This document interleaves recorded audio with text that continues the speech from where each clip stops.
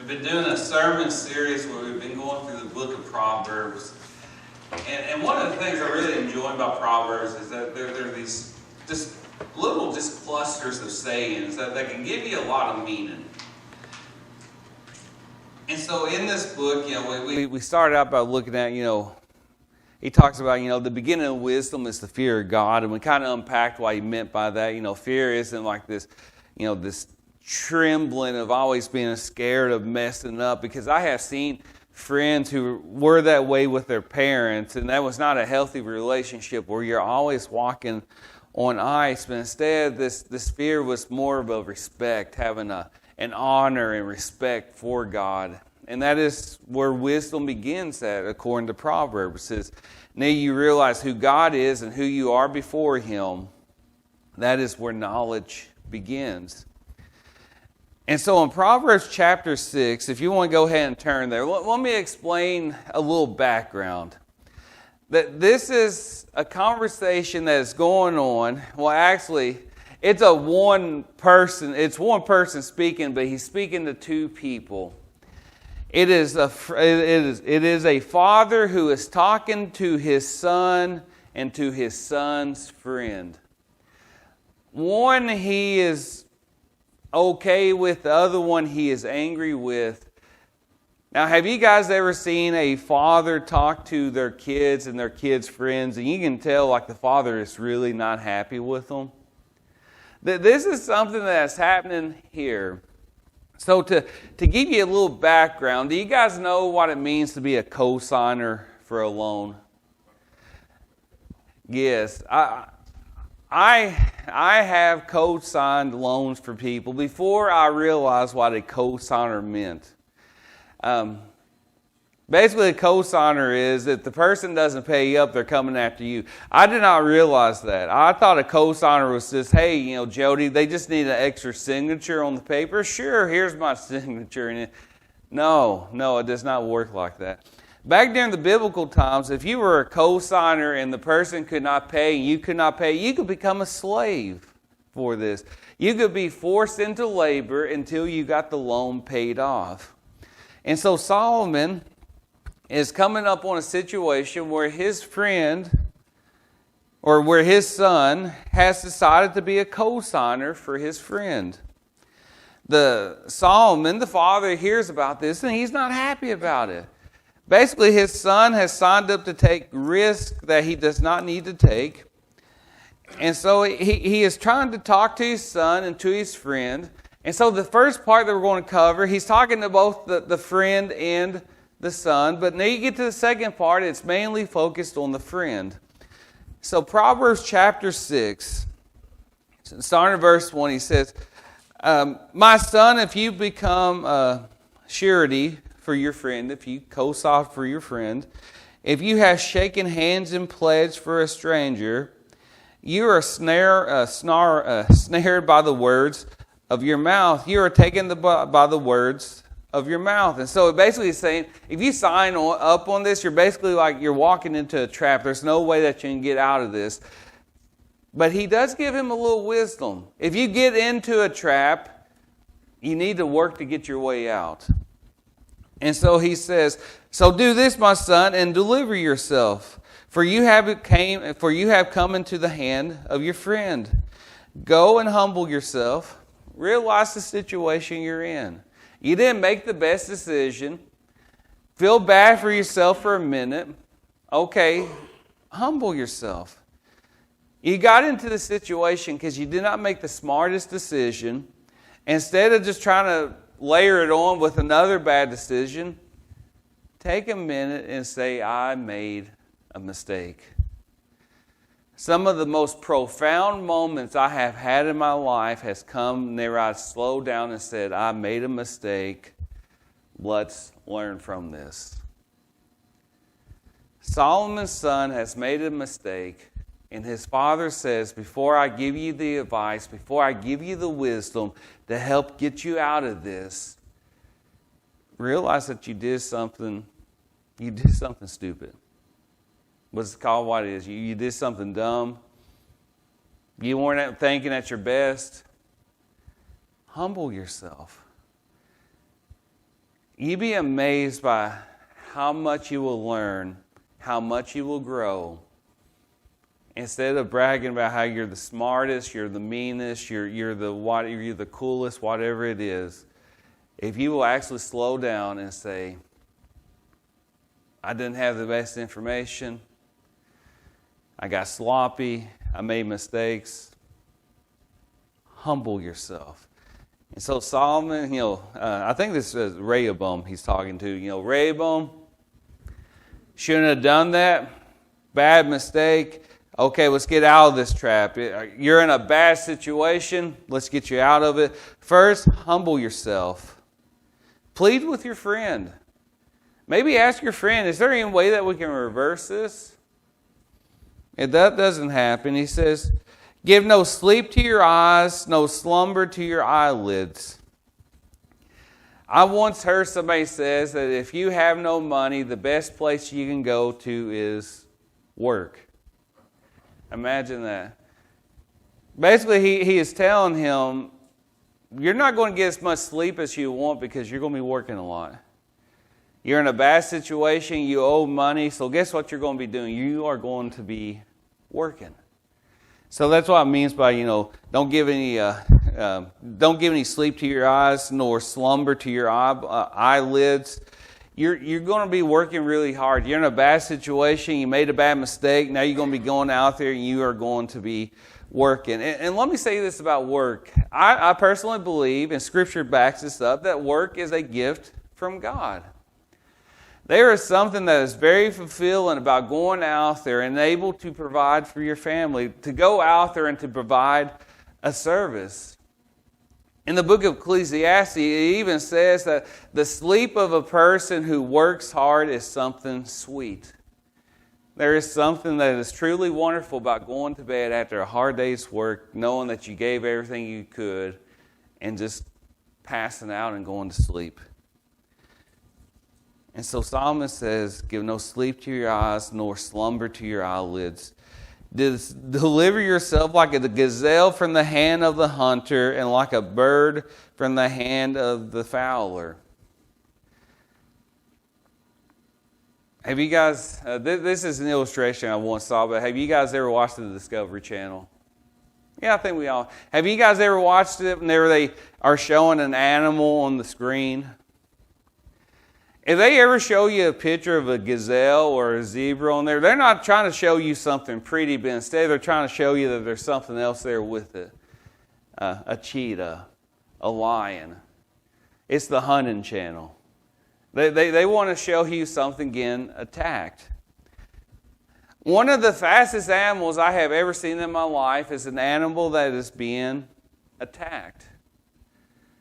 I have seen dogs that they have been the slowest dogs in the world. Just lay in the sun, lay in the shade, don't do anything, but once it's attacked, that thing will take off like you will not believe.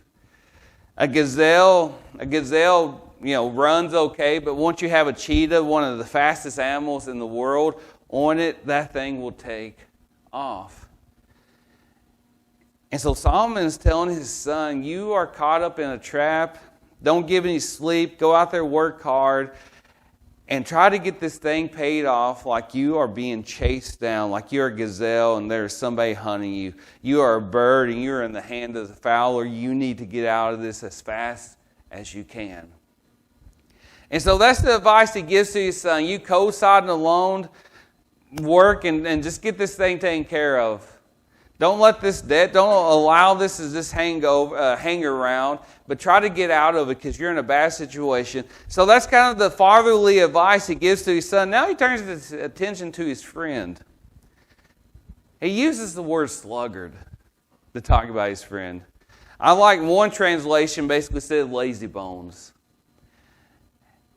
He's going to address the friend, and one of the issues we're going to see with his friend is that he's kind of lazy. We all know lazy people. We may even be lazy ourselves. I don't know. I'm not pointing fingers. It doesn't matter what your personality is. But he talks to his friend and he calls him a sluggard. But he has some advice for the friend. Let's look at the first part of this advice. He says, go to the ant. you sluggard. We all know what an ant is, right? Ant is like something really small. The other day I went to go move the trash can. As I moved it, there's like a little ant hill underneath the trash can. Those things took off, just all over the place. Just like we're in the sunlight now. Somebody's watching us. Every spring we put out traps inside the parsonage that kill the ants that have made their way into the house. They are annoying little things. But if you think about it, ants are very practical. Artie, there's this little cartoon she likes to watch. I forget, Heidi, what's that tune that it sings to? The ant and the grasshopper. Yeah, it's like, da da da da. It's very catchy. But basically, in this little cartoon she watches, it's a song, and it's about a grasshopper who lays around during the summer and does nothing but plays his fiddle. And the ants are on the ground looking up to him, basically saying, come on, let's go to work. We got to get ready. And the grasshopper's like, no, the sun's out. I will laugh and I will play while the sun is out. And the ants are saying, the winter is coming. You need to store up your food. And so summer comes, grasshopper doesn't do anything. Fall comes, sun's still out, everything's great, does nothing. And then winter comes, and Mr. Grasshopper is out there covered in snow. He is hungry, he is cold, and he goes and knocks on the door of the ant house, because that's the world that this cartoon's in. And the ants open up the door, and they give him food, and they give him shelter, and he learns, during the summertime, I will have time to work and I will have time to play. And it shows the grasshopper storing up food during the summer and playing his fiddle in the evening time. Go to the ant, you sluggard. Consider her ways and be wise. Which, having no captain, overseer, or ruler, provides her supplies in the summer and gathers her food in the harvest. If you think about it, the ants are almost like bees. They got a queen. And the queen is the central part of the colony. But the queen is the central part of the colony, not because it's giving out plans or directions, but instead the queen is basically providing life. It is having, other babies, and it's provided more workers to the colony. But there's no blueprint or manual or anything like that. An ant just instinctively knows, never the sun is out, we gather up food, and never it's cold outside, we stay inside, and we live off of what we have gathered. This sluggard, this friend of Solomon, or Solomon's son's friend, is apparently a lazy person. He is just, he's just a lazy bone. He's not doing that much. He's not working hard. He's sleeping a whole lot. And so Solomon is basically condemning his friend, saying, just look at this little insignificant ant that is crawling on the ground. And he's basically saying, this little ant down here is wiser than you are.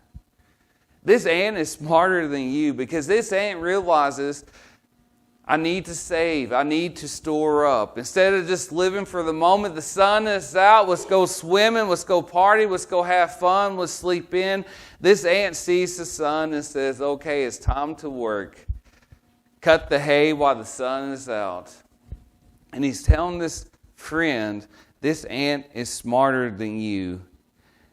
It has no captain, it has no overseer, it has no ruler, it has nobody telling it what it needs to do, but by its wisdom and just by its instinct, it knows I need to get my supplies for the summer so that I can live through the winter.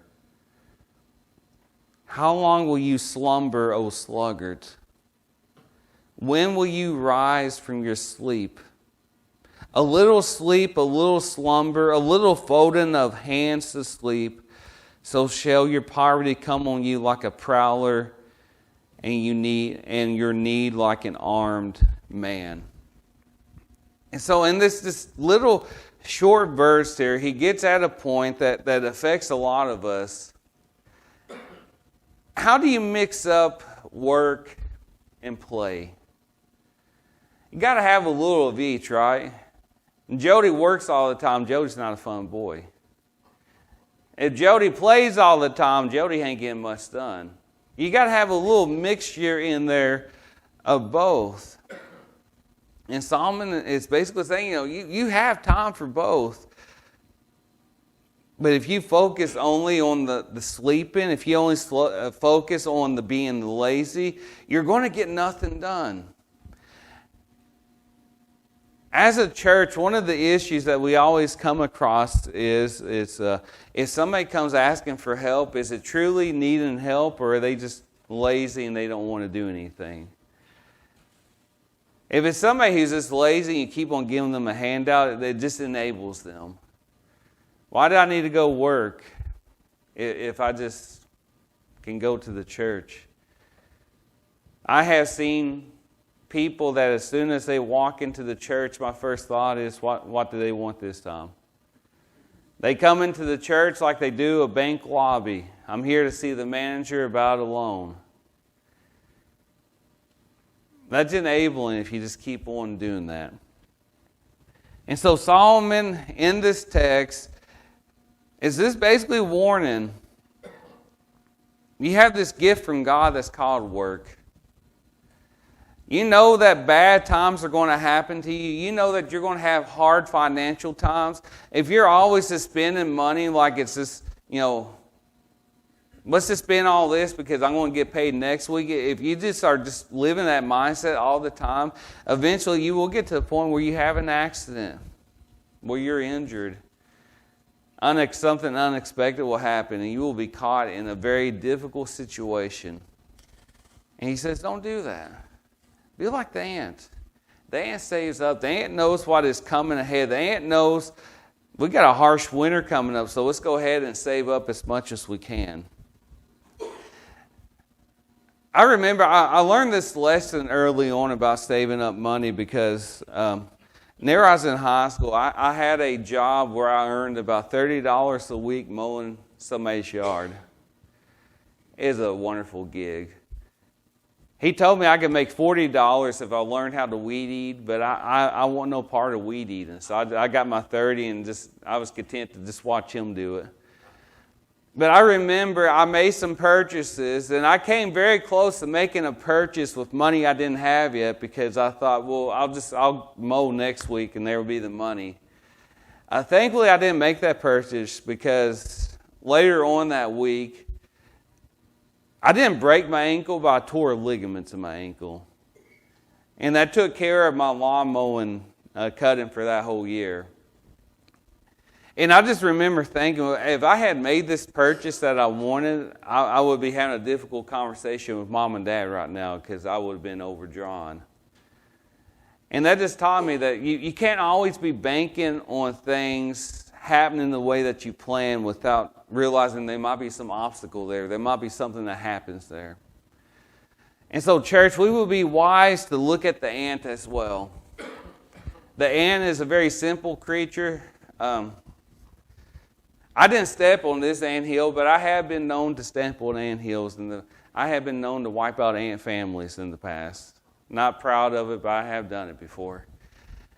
But something that's so small and insignificant has the wisdom to go out there and to know that life isn't always going to go according to plan. And so Solomon here, talking to the sluggard, make wise decisions. Make decisions that you really sit down and think about the long-term impact of it. And just realize that life is not always going to go the way that we want it to. But God has given us the wisdom to try to plan ahead and to try to figure things out. And so, church, my last words to you are, go out and be like the ant. And just realize that God will provide, but there will be things that will come up along the way. And we need to try to control what we can.